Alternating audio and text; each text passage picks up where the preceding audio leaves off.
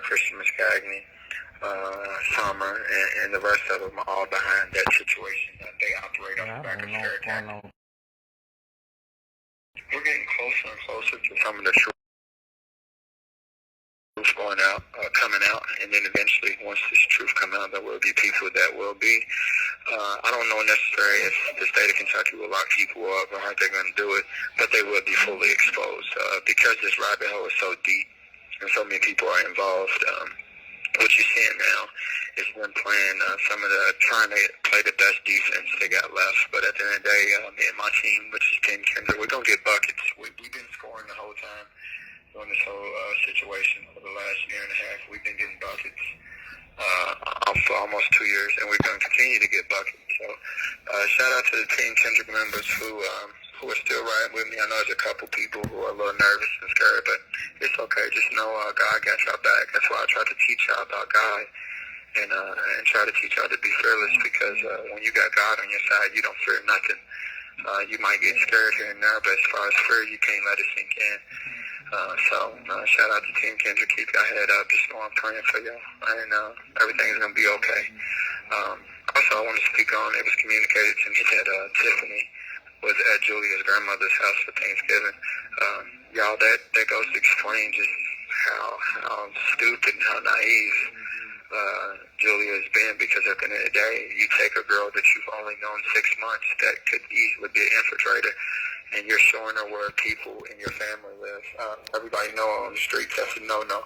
You never let people know where your family members lay their head at, and you're supposed to protect your family members and do a thorough assessment before you allow people to know where your loved ones is. Now, the crazy thing about this, Julia claims, and I got this, she loves me more than anything in the world, but yet Tiffany is slandering my name and saying bad things about me, but yet she's rocking out with her. So on that note, I told her, I don't want to be with her no more. So it just doesn't make any sense that this girl Tiffany has all this access, and then Tiffany's story doesn't make any sense.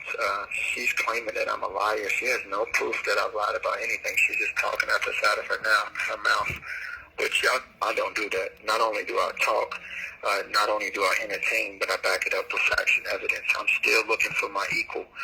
Where's the person who can back it up with facts and evidence, the stuff that they say about me? I heard the potato that we're going to remember, the clown, the Morse World clown, did a show.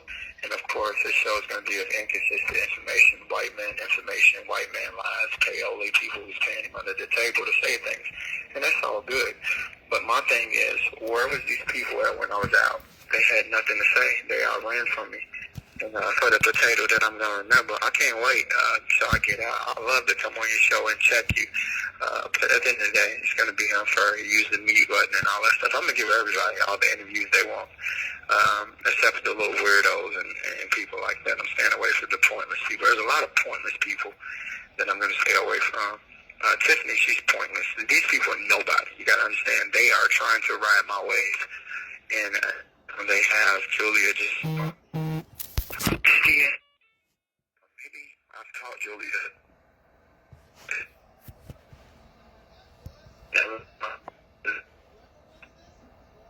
That's the devil, y'all. Smothering them out. But at the end of the day, I just want y'all to know it was communicated for Julia to get out the house. One of my boys been trying to get the key. A couple of my family members is trying to get the key from her too. Want to give the key up. It's just so confusing to me. According to Tiffany's story and the potato that I'm going to... If I strangle her, I did that. Want to be attached to me and stay at my house. Well, I've been in jail for almost 3 months. But when she died, she moved out of passing. Something to think about. Also, once again, Pinky seen her the next day. After all this stuff, and her family and her dad and everybody did. Called her family over to the house as soon as she had, when she had told me about the rape situation, but they waited a day to come over. And there wasn't none of this marks of strangulation or whatever the hell they talking about. And if you read the police report, they're going to say no physical marks of abuse. I got copies of all this stuff. But at the end of the day, man, all this stuff is bogus. I'm still trying to figure out, is there any proof of anything? Any of these charges? Where's the proof? Is it like like all of these charges, and they're disappearing like every day.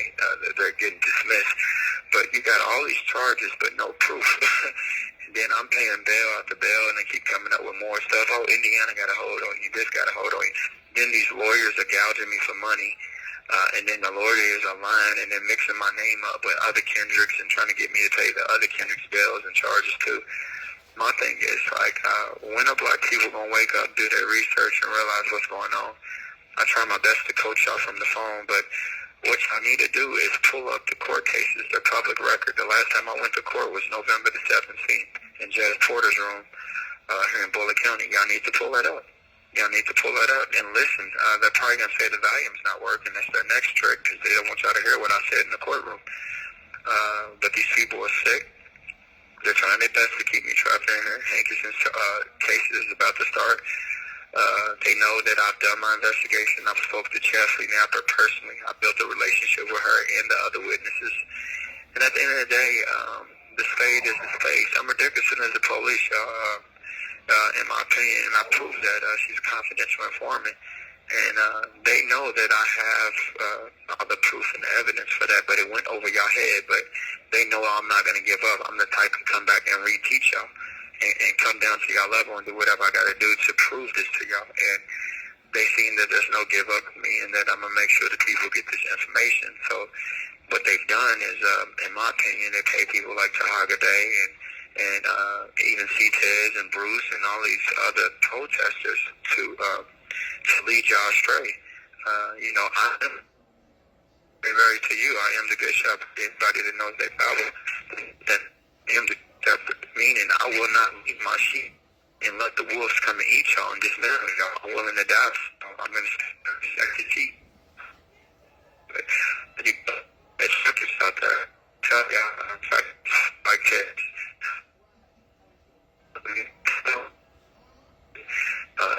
Go down the list, and I mean, they were dash. Messing them up.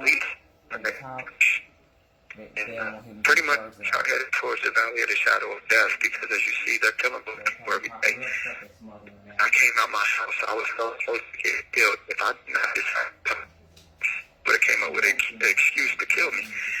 But by the protection and the blood of Jesus Christ, their weapon was formed, but it did not prosper. So at the end of the day, man, I just want to say this, man. Kendrick's going to be all right. Team Kendrick's going to be all right. It's kind of funny that I've done more jail time than anybody who was involved in the Breonna Taylor situation. I've done more jail time than any of the protesters who was trying to burn down the courthouse and do all the stuff that they was doing. I've done more time than Kenneth Walker, who actually, they say, shot a police. Brett Hankerson, who shot into an apartment that had a family in there. Chelsea Napper had a son in there, a baby in her belly, and she had a boyfriend in her. So I've done more time than all these people. That's just, it's unheard of, you know, and there's no proof of me committing a crime. Just a bunch of made-up accusations, no proof. In fact, is the FBI had my house bugged. They probably still got it bugged, but they can't use that stuff because it's illegal wiretapping. And then they lied and said that Julia took out an EVO, DVO on me when she never took out no EVO, DVO on me. All that stuff was a lie. And then they're saying that Julia's aunties got charges against me. Well, I'm waiting on Julia's auntie to come to court. She never come to court. And when I look at my paperwork, it says me versus the Commonwealth. Me and Julia's auntie, we had a bad day that day. I said some things that I shouldn't have said to her as far as the death of her husband because, you know, hurt people. She had said some things that hurt me. I said some things back. But for the most part, I don't think that woman's out to get me in trouble. It was just a misunderstanding between me and her. One thing I do know about her is she was mad, too. She thought that Julia got raped, too. And I'm sure she's had time to sit back and think about it, and she realized that Julia simply lied about that situation. And when Julia lied about that situation, it made me and her get caught up in a situation where we had to exchange. But as far as her hit me with terrorist threatening charges and all that, no, she didn't do that. The police here in Bullitt County fixed up some charges and just stuck all types of charges on me. None of my charges people have stuck on me. It's me versus the Commonwealth. And at the end of the day, that's all fine and dandy, but what they've done, they stuffed me with a public defender and that I did not want. And the public defender waived my rights to my primary hearing without my permission. All this stuff is live. Then Stan Chavan, who was my initial attorney, he called and said he wanted to be my attorney during the standoff. I did not call him. Then he played me and made things very hard and messed up a bunch of paperwork. And then the saga just kept continuing. Then my sister took my money without my permission and hired this dude, Glenn Davis. So he basically got hired with stolen money. And then he tried to play me, tried to get me to plead to Kendrick Lamont Wilson's charges with some girl named Jasmine Knight, which I don't know no Jasmine Knight. And then it just kept going. And then I started finding out certain members of Team Kendrick was infiltrators, and there still are some, y'all. I'm just not going to call them out just yet, but there are some people who have infiltrated us, and believe it or not, I've been knowing what they was before this situation. I'm just using them and not calling them out. You got to keep your enemies close. But y'all be careful, man. Y'all know who the real ones are. If y'all think twice about somebody, then 9 times out of 10, they're an infiltrator. But at the end of the day, I'm going to continue to do what I do. I'm going to continue to be the brilliant young man I am. I'm going to continue to stand up for people like Breonna Taylor and so many people around the world who are getting injustice. And I'm going to continue to stand up for myself, and more importantly, I'm going to continue to thank Team Kendrick for holding things down since I've been in jail. This team is amazing. I can't wait to see what we do when we all, come together and actually get us a building in a community center, and we're working together as a team for real. I can't wait to see what we accomplish, because we truly are an amazing team. I know their name is Team Kendrick, and it sounds a little selfish right now, but eventually we're going to come up with a title that fits us all.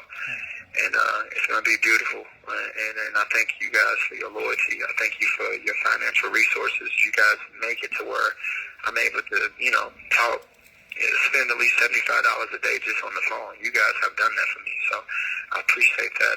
My commissary stays now. This call will be terminated in 2 minutes.